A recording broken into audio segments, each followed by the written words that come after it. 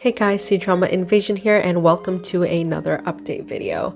Today there's so many dramas to talk about because the Qixi celebration in China, aka Chinese Valentine's Day, just passed a couple days ago.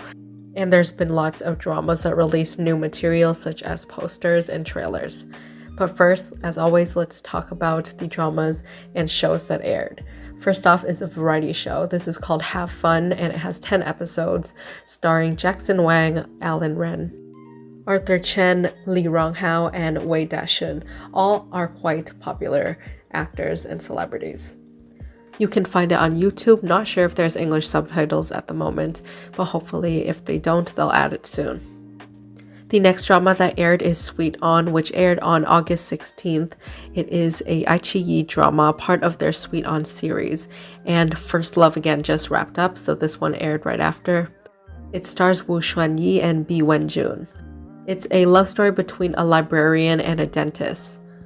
I started this drama and there's 3 couples, lots of familiar rising actor faces such as Liu Te and Xiaowen. There are 3 couples and I think I really enjoy the dynamics of the side couple. The main couple, I have a problem with the female lead. She's not super annoying, but she is one of those typical cliche type of character. The first 2 episodes I've seen wasn't that good, but after I got to around episode 4, it started getting really good because I really enjoy the male lead here. He is a really kind person, and despite a lot of the dramas I've seen, his character is consistently kind to everyone, including the female lead, who gets herself into a lot of sticky situations or misunderstandings with him. He's never judgmental and he goes the extra mile for his patients, and he also works as a part-time university professor, which he always takes people's calls after work, and it just shows how much he cares, and I really enjoy that about his character in here. So if you're interested and you're hesitating, I would say check out the first 4 episodes and then you can decide if you want to drop it or continue watching. On August 17th, The Bond starring Bai Yu, Lorena Song, Mao Xiaotong, Zhang Wanyi, and Zhou Yiren airs. This is a family slice of life drama. It's about 5 siblings who have to navigate through life after their mother's passing, leaving them alone with a selfish father. It has 36 episodes and the cast is just amazing. If you're looking for a break from rom-coms, then maybe check this one out. On August 18th, Be Yourself starring Shen Yue, Zhang Ruonan, Vivian Tang, and Zhang Xinyi airs. This is the story about 4 girls who enter university and depicts their friendship, growth, and youth experiences in the 4 years of university. There's been quite a lot of these lately, but since it only has 24 episodes and the cast here is pretty solid as well, I might also add this one to my watch list. Now let's talk about some of the ZHANG ZHE updates. Make sure to check out my ZHANG ZHE Scandal Explain video before you watch this one so you can understand what happened before, and here are the updates. So ZHANG ZHE and his Studio Weibo's account, as well as his Super Topic and Discussion, has been all taken down, and his TikTok as well. Weibo issues a notice stating that his actions have hurt the national sentiment and created negative influence on youth. A Chinese citizen also points out that they reached to Youku's staff lately and inquired about the ZHANG ZHE situation and his dramas, and the staff did confirm that they are in discussion of whether or not his drama should be taken offline. And this, of course, includes the very popular Word of Honor. On August 16th, the China Association of Performing Arts calls for boycotting ZHANG ZHE due to the recent emergence of his travel photos to the Yasukuni Shrine. The association with overseas concerts, online performances, stage performances as well. So basically, he's quickly getting cancelled, and this situation as a whole has really gotten a lot more backlash, especially because it's very triggering. Because the 76th anniversary of the surrender of Japan happened on August 15 in 1945, and then the Second Japanese War officially ended in September 2nd in 1945. Therefore, it just brings back a lot of pain and devastation, casualties, and people who sacrifice themselves. I'll definitely continue updating as more news comes out. But for now, let's move on to the dramas that released new materials.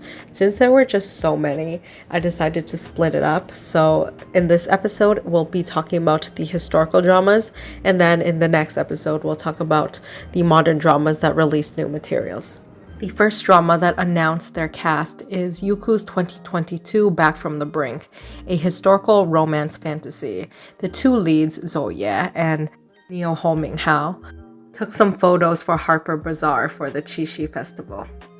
There's no synopsis nor detail of this yet, but I'm hoping the script for this one will be good since it's Zoye's first female lead role.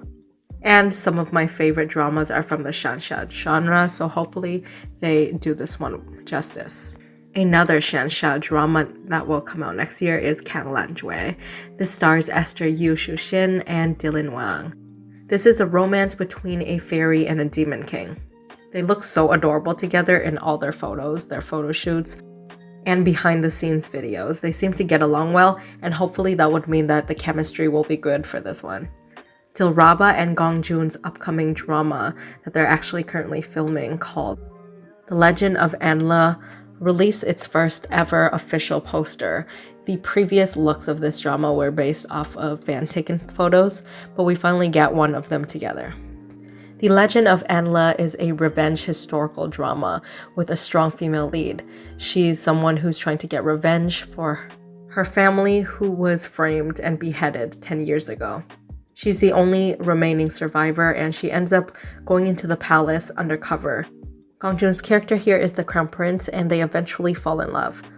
Speaking of official posters, we finally got one for Sabrina Chen and Leon Long's historical romance drama as well. This is called Fengyin Tianxia, no English title at the moment. It is a Youku production with around 40 episodes, a historical romance drama about a strong female lead who pretends to be a man to join the battlefield army, under the command of Prime Minister of South Dynasty, which is the male lead's character.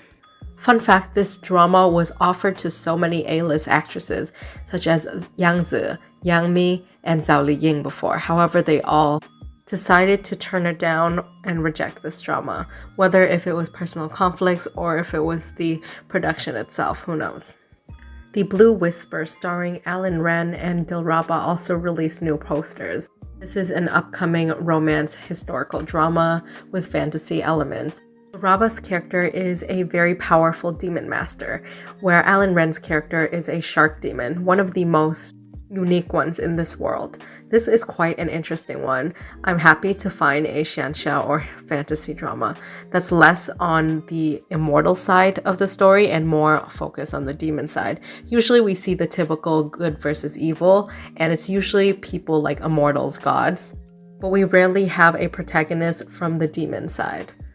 The Romance of Huar 2 officially shared its posters of the cast members taking selfies, and this is a Mango TV production that will follow the main couple getting separated and not actually being able to marry because there's rising tensions between two countries. The leads have a task to be sent out to the neighboring country to try to stop the upcoming war. The first season was a really solid rom-com, and the chemistry was pretty good. I hope that this season will still have the rom-com even though they're trying to go for a more epic and political story. And I forgot to mention the leads' names, but they're Yuan Hao and Zhao Zhaoyi. Next is My Wife is a Thief. This is an iQIYI production, historical rom-com starring Tang Xiaotian and Sabrina Zhuang. This is a hidden identity contract marriage. How it starts is the female lead was once saved by the male lead's father, and to repay her debt, she decides to marry his son, which is the male lead. And he doesn't know it, but she's actually the one who's been causing him a lot of trouble because she steals from the rich and basically is the female Robin Hood. As he starts to investigate this case, he realizes his feelings for his pretend wife actually becomes real. The next drama is called Jun Jiu Ling. It stars Peng Xiaoran and Jin Han. It's a mystery romance historical drama about a girl who takes on a new identity to to investigate the death of her father. And on this journey, she ends up having complicated romantic feelings with 3 different men. It seems to be a love square, which I'm not too fond of, but depending on how it plays out, it could be good. And of course, we have Novoland Pearl Eclipse starring Yang Mi and William Chan. This is rumored to air in January. This is a romance between a teacher and a student, or a martial arts mentor and mentee. Now finally, let's talk about the Yang Yang and Yang Zhe rumor. So Agarwood Like Crumbs is currently filming and very close to wrapping up. So the rumors are Yang Zhe is now on the hunt for her next upcoming script. So Lost You Forever is one of the dramas that are rumored, and the pairing is with Yang Yang. This is a Xianxia romance whose birth identity is a secret. She ends up disguising herself as a man and traveling here and there as a doctor, where one day she is saved by the male lead and they eventually end up living together and develop feelings for each other. I've been quite happy with the Yang Yang pairings recently, also the Yang Zhe pairings as well, and if they do decide to collab, this would be great. There was also this photo shoot where, I forgot where it was, but I think it was a Harper Bazaar photo shoot or an Elle magazine photo shoot, but they attended the event and she basically worked with every single person on that event. I think Donglin was there as well as Li Xian, and Yang Yang was there also. But I remember distinctly thinking to myself how good they would look together and how great it would be if they starred in a drama together, and hopefully this might really happen.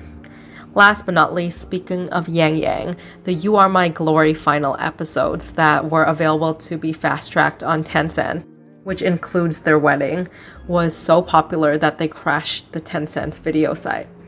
As a whole, I think the drama received over something like 5 billion views worldwide, and that's just wild.